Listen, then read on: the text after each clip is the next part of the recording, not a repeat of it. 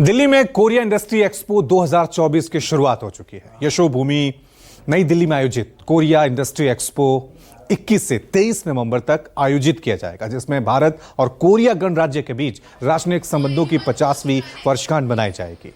भारतीय उद्योग परिसंघ और इन्वेस्ट इंडिया के साथ आयोजित इस कार्यक्रम का उद्देश्य विभिन्न क्षेत्रों में B2B कनेक्शन को बढ़ाना है। साथ ही दक्षिण कोरिया और भारत के बीच आर्थिक और सांस्कृतिक संबंधों को मजबूत करने का बड़ा प्लेटफॉर्म यह माना जा रहा है।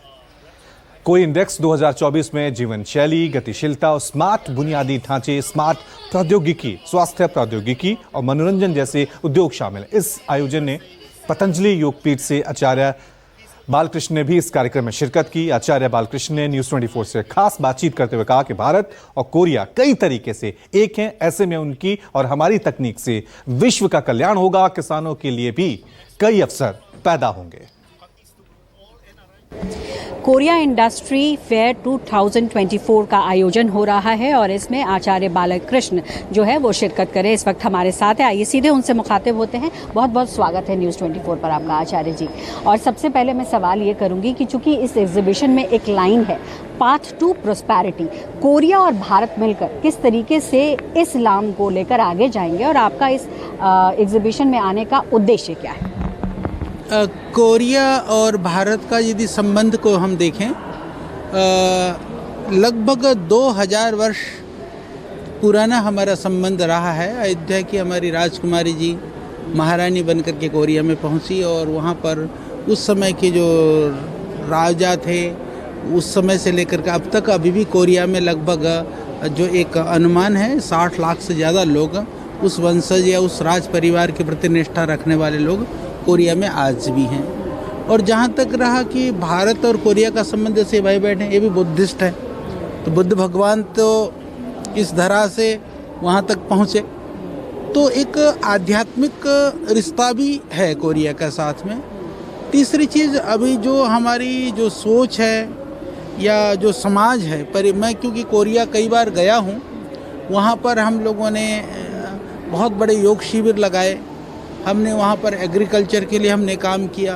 वहाँ हम लोगों ने अलग अलग तरह के जो वहाँ पर मेले थे, उन आयोजनों में हम सम्मिलित हुए, तो हमने पाया कि दिल के करीब है, भारतीयों के करीब हैं। और कोरिया और भारत यदि मिलता है तो निश्चित रूप से कई क्षेत्रों में हम नए आयाम गढ़ सकते हैं।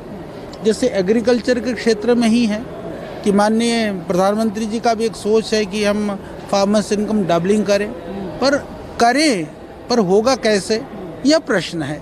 तो उस प्रश्न को समाधान के रूप में हम पतंजलि के माध्यम से बहुत सारे क्षेत्रों के अंदर आज ऑर्गेनिक फार्मर ट्रेनिंग प्रोग्राम हम चला रहे। लगभग 20 से ज़्यादा प्रांतों में लाखों किसानों को हम लोगों ने ट्रेनिंग दिया। पराली को हम बहुत तरह से यूज़ कर सकते हैं, चाहे वह हम पेपर से लेकर के, फर्नीचर से लेकर के, यदि हम उसको चाहते हैं तो इकट्ठा कर करके हम ईंधन के रूप में भी उसको प्रयोग कर सकते हैं। अलग से इंडस्ट्री के लिए भी वो काम आ सकता है, परंतु उसमें सिर्फ आवश्यकता है एक नीति की, एक योजना की। उस नीति के तहत यदि हम काम करें तो पराली को हम पूरी तरह से जो समस्या है उसको समाप्त कर सकते हैं। आचार्य जी, आखिर आपको क्या लगता है कौन सी ऐसी चीज़ है जिसकी वजह से ये समस्या ख़त्म ही नहीं हुई? आपने कहा नीति, क्या नीति बनानी चाहिए? कुछ नहीं, पुराली को आप उसका एक पूरा R&D सेटअप बना करके एक जगह पर 1, 2, 4 हम ऐसे स्थान तय करें जहां सब खेतों की पुराली पहुंच जाए। पुराली पहुंचा करके वहां पर हम प्रोसेस में डाल दें तो खेत में पुराली होगी नहीं, किसान जलाएगा नहीं। तो यानी सरकार की इच्छा शक्ति की भी कमी है और एक जो योजना होनी चाहिए वो इसमें हमको नहीं लगता इतनी बड़ी समस्या। यदि समाधान करना चाहे तो समाधान निकल सकता है।